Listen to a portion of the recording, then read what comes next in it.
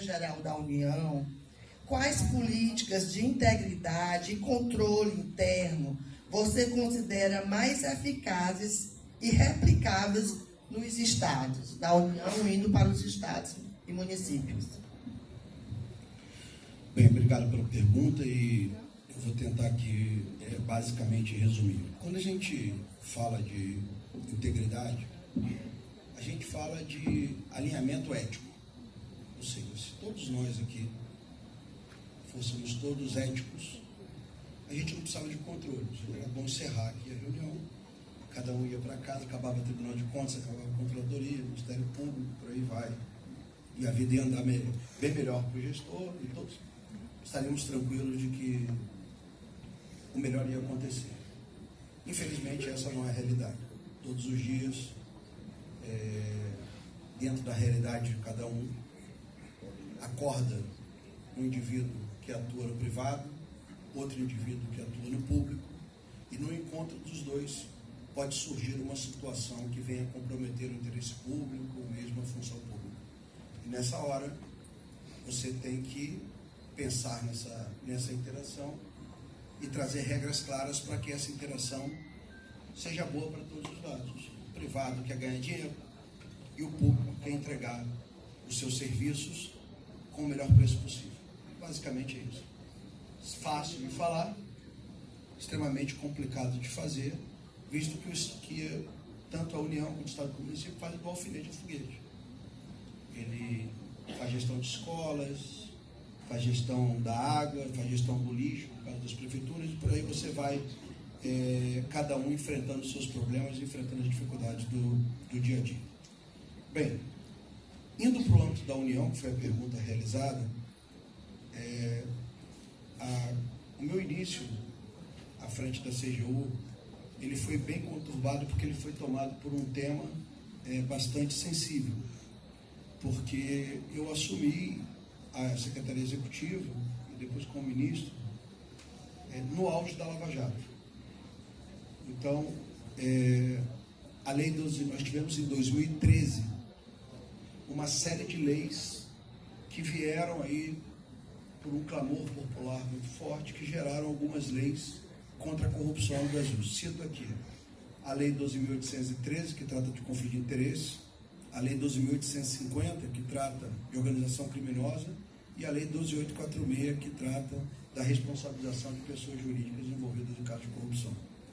Bem, essas leis, elas trouxeram novas situações para a administração pública, e em especial a 12.846 trouxe a responsabilização das pessoas jurídicas e cabia, pela lei, à Controladoria Geral da União a aplicação das sanções. Então, basicamente, quando eu assumi, nós tínhamos acabado de assinar o primeiro acordo de leniência, nós não, né? A CGU tinha tentado assinar com o Ministério Público, foi derrubado esse acordo, que era um acordo com a empresa holandesa, e aí foi o momento que o ministro André veio trabalhar com toda a equipe, e eu acho que a gente teve o desafio de tentar como organizar os acordos, e uma briga que nós tivemos em dois aspectos grandes.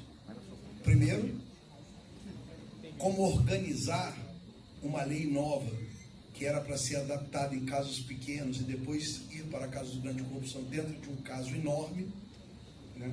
Então, era o primeiro grande desafio que eu acho que a gente tinha. E o segundo, resolver essa situação, porque existia uma briga entre as instituições sobre a titularidade por fazer esses acordos. O Ministério Público queria fazer, o Tribunal de Contas queria, mas não queria, e a CGU estava nessa situação. Então, resolver essas duas situações, que uma era da porta de casa para dentro e outra da porta de casa para fora, ela não era fácil. Então, foi uma coisa que tomou bastante tempo.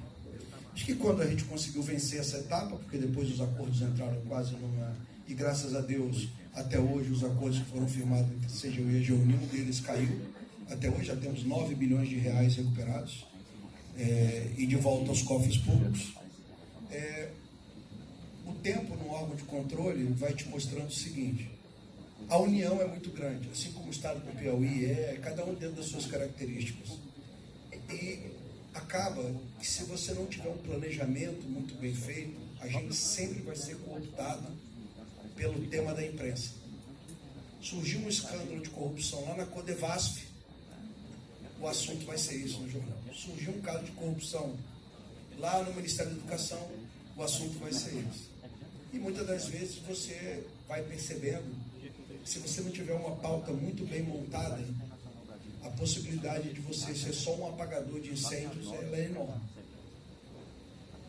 E acho que o grande ponto que nós conseguimos evoluir foi que pela primeira vez nós aprovamos um plano anticorrupção para o Brasil. Ou seja, quando nós falamos de integridade como conceito ético, você normalmente vai falar de um plano de integridade ou de uma estratégia de integridade que será implementada para cumprir esse ideal de você ter o seu ambiente conduzido de forma ética. E aí nós temos dois grandes grupos de estratégias que têm que ser consideradas. A primeira é a estratégia que você se refere, e eu acho que nós fizemos muito bem, e tivemos uma boa interação com o Tribunal de Contas da União à época. Foi dado o pontapé inicial pelo decreto 9.203, que o Gilberto colocou na apresentação dele. Foi um decreto aprovado na época do governo Temer, onde a gente criou a obrigatoriedade de implementação de planos de integridade em cada órgão do governo federal. Até aquele momento, nós tínhamos assim, olha, se você quiser implementar um programa de integridade, você implemente. A partir do decreto 9.203, você tem pouco tempo, agora nós não botamos um tempo final, para implementar uma estratégia que levantasse os principais riscos de integridade daquele órgão e esses riscos fossem tratados de forma clara.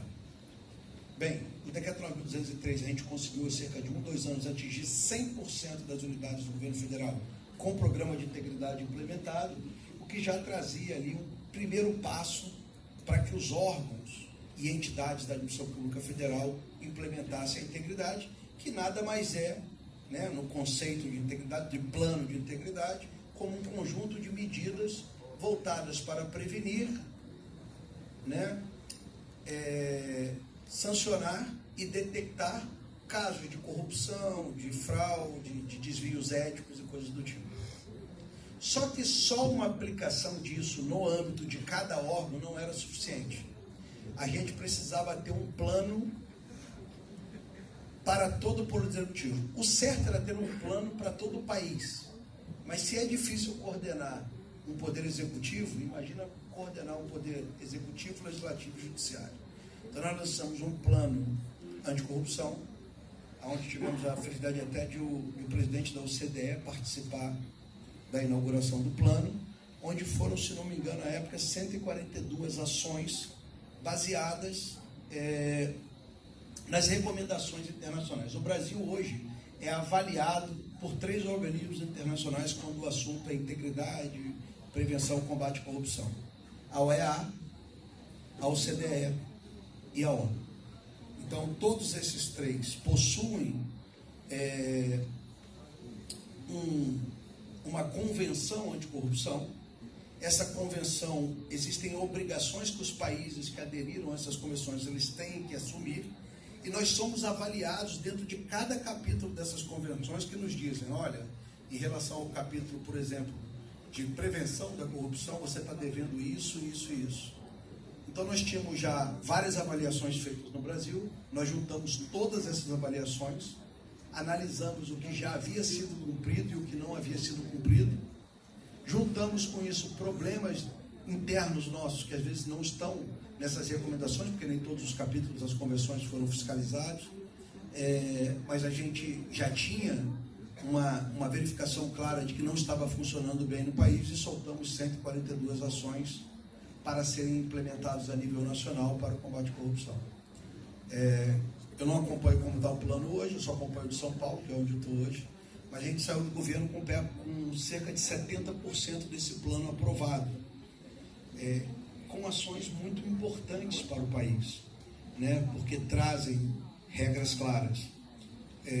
O Brasil precisa ainda ter um aprimoramento, e quando eu falo dessa visão nível União, ela já se reflete, conselheira, direto nos estados e municípios, que normalmente são aplicação de leis nacionais. Por exemplo, o Brasil até hoje não possui uma lei de conflito de interesses. Ele é cobrado em torno disso no país inteiro, como outros países já têm uma lei de conflito de interesses. A única lei que nós temos hoje, que é a 2.813, ela se aplica exclusivamente ao Executivo Federal. Então a gente fala muito de conflito de interesse, sem as pessoas sabendo do que estão falando. Outra lei importante que está no plano de corrupção e nós encaminhamos, inclusive, proposta, é a lei de lobby. Nós não temos uma norma clara de lobby no país, uma atividade completamente lícita, importante, mas que para ser aplicada de forma íntegra, ela tem que ter regras claras. Ou seja, não há problema nenhum fazer lobby. Imagino que muitos de vocês já fizeram lobby na vida de vocês para qualquer interesse que tinham. O problema é que quando envolve a relação público-privada, essa relação tem que estar na internet, clara, com os assuntos que foram tratados, visto que essa não transparência na relação pode trazer a cooptação de muitos agentes públicos e de órgãos importantes. Então, acho que os dois pontos principais que eu falo foi, primeiro, enfrentar e conseguir normatizar toda essa parte dos acordos de leniência, que foi a grande entrega, e o segundo, o plano de corrupção. O plano de corrupção, ele é um plano, por mais que se aplique à União, ele tem aplicação direta nos estados e municípios. Hoje, diversos estados já publicaram o seu plano de corrupção, fruto dessa iniciativa.